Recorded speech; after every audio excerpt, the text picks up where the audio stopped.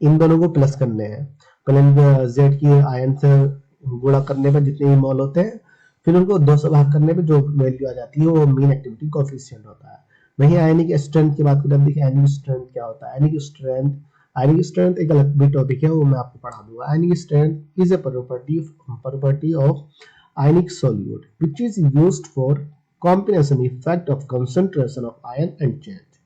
जो ionic strength होती है वो एक प्रॉपर्टी होती है, आयनिक सॉल्यूट की प्रॉपर्टी होती है जिसका use combine effect concentration of ion में चेंज करने के लिए किया जाता है। जो आयन की कंसंट्रेशन होती है, आयनिक स्ट्रेंथ एक सॉल्यूट की आयनिक प्रॉपर्टी होती है, आयनिक सॉल्यूट की प्रॉपर्टी होती है। आयनिक स्ट्रेंथ आयनिक सॉल्यूट की प्रॉपर्टी होती है जिसका use combination effect of concentration of ion and change. जो कॉम्बिनेशन इफेक्ट होता है, कॉम्बिनेशन इफेक्ट कंसंट्रेशन आयन को चेंज करने के लिए किया जाता है।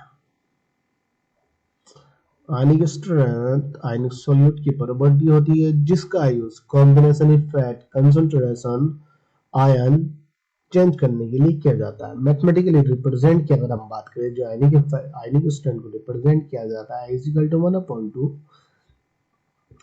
Summation C I Z I square. अब देखिए जो आई इज इक्वल टू है ये आयनिक स्ट्रेंथ हो गई, 1/2 तो 1 समीशन हो गया C I concentration of positive ion, concentration of negative ion Z आई।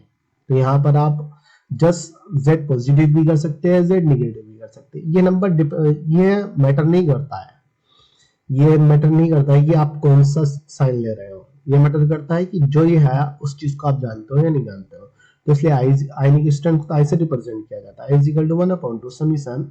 आप यहाँ पे के ले लीजिए, एल ले लीजिए, पी ले लीजिए, ये वो कुछ भी ले लीजिए। तो मेन चीज ये है सी I concentration of positive ion, सी पे पॉजिटिव लगा दीजिए, जेड पे निगेटिव लगा दीजिए, जेड स्क्वायर। जो निगेटिव होगा जितने मोल होगा उसको स्क्वायर करना है, सी आई को एज इट इज लेना है जो कंसंट्रेशन ऑफ पॉजिटिव आयन होता है। अब देखिए इसका जो कुछ एग्जांपल दिए गए हैं, कंसंट्रेशन आयनिक स्ट्रेंथ को हम किस तरीके से निकालते हैं। जो मेन एक्टिविटी होती है इसको किस तरीके कैलकुलेट किया जाता है तो मैंने आपको बता दिया। लेकिन अब आयनिक स्ट्रेंथ की अगर हम बात करें, आयनिक स्ट्रेंथ को किस तरीके से निकाला जाता है, calculate the ionic strength of 1 mole of sodium sulphate. अब सोडियम सल्फेट Na के मॉलिक्यूल 2 होते हैं, एस सल्फेट 1 मॉलिक्यूल है। ये सोडियम सल्फेट, ये चीज अलग हो गई। जो मेन एक्टिविटी है उसको अलग कैलकुलेट करके बताऊंगा मैं अभी आगे, उसको कैसे कैलकुलेट करते हैं। पहले हम आयनिक स्ट्रेंथ की बात करते हैं। आयनिक स्ट्रेंथ की अगर कैलकुलेट करने की अगर हम बात करें सोडियम सल्फेट Na का, अब जब ये डिसोसिएट होता है Na पॉजिटिव सल्फेट निगेटिव, तो पॉजिटिव के 2 आयन हुए, निगेटिव का 1 आयन हुआ। अब हमारा फॉर्मूला क्या है, 1 = 1/2 summation CiZi, concentration of positive ion concentration of negative ion का होल स्क्वायर। होल स्क्वायर सिर्फ किस पे है, इस पे 2 × 1 I = 1/2 2 × 1। 2 × 1 का मतलब क्या हुआ, 2 सोडियम के मॉलिक्यूल, 2 × 1 मोल हुआ। अब ऐसे 1 मोल 1 × 2 स्क्वायर, जो लास्ट में जो मान लीजिए 2 मॉलिक्यूल होते हैं, 2 × 2 आता, 3 मॉलिक्यूल होते हैं, 3 × 2 आता। तो जेड स्क्वायर की है ये 2 × 2 तो 100% लगना है, तो सिर्फ 1 मोल के लिए यहाँ पे 1 मोल है, तो 1 × 2 स्क्वायर। अब 2 स्क्वायर है, 2 दूनी 4 होगा, 4 × 4 होगा, 2 × 2 4 + 2 6 हो जाएगा। 6 को जब आप ऊपर रखोगे, अब जब 6 को 2 से डिवाइडेड करोगे तो आपकी 3 आ जाएगा, इसकी वैल्यू 3 होगी। वैसे यहाँ पे कर दिया I = 1/2 + 4 6/2।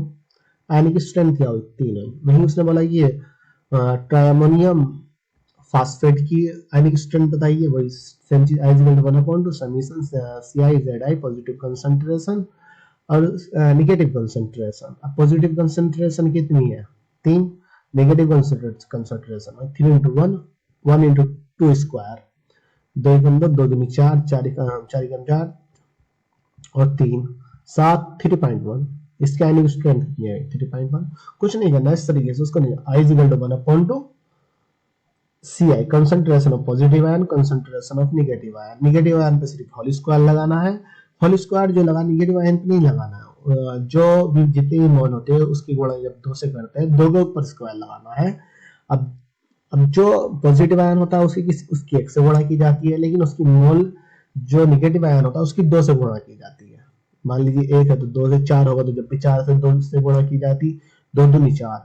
अब जब 4 यहाँ पर आ गया, उस 3 मोल है, 4 दिया 12। तो जो लास्ट वाला है नेगेटिव आयन, उसको 2 स्क्वायर से उसकी गुणा की जाएगी। एसिमेट्रिक इफेक्ट और फास्फोरिक इफेक्ट। अगर आयनिक स्ट्रेंथ अलग से आता है तो आयनिक स्ट्रेंथ को लिखना है कि आयनिक स्ट्रेंथ क्या होती है।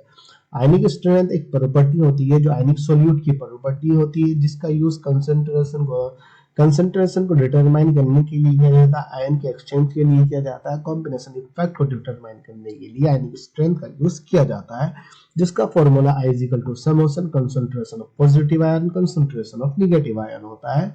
उसके 2-3 एग्जांपल लिख दीजिए। आयनिक स्ट्रेंथ के बारे में थोड़ा सा और पढ़ लीजिए, फिर उसके बाद इसमें एसिमेट्रिक इफेक्ट और फास्फोरिक इफेक्ट डाल दीजिए। एसिमेट्रिक इफेक्ट मैंने बता दिया था कि जो सिमेट्रिकल मॉलिक्यूल होता है, पॉजिटिव से नेगेटिव से सराउंडेड होता है, वो सिमेट्री से एसिमेट्री में चेंज हो जाता है। वो सिमेट्री में से कब चेंज होता है? जब उसमें इलेक्ट्रोमैग्नेटिक फील्ड अप्लाई किया जाता है, तब वो चेंज हो जाता है सिमेट्रिक से। ऐसे फास्फोरिक इफेक्ट का मैंने बताया था कि नेगेटिव आयन से जो नेगेटिव आयन होते हैं उससे एक मॉलिक्यूल कंबाइन कर जाता है, जिस जहां पे ये नेगेटिव आयन मूव करते हैं, जो मॉलिक्यूल होते हैं उससे अपोजिट डायरेक्शन में मूव करते हैं।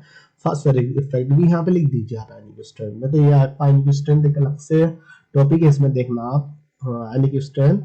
तो आयनिक स्ट्रेंथ में ये चीज आपको लिख देनी है। उसके बाद करते हैं हम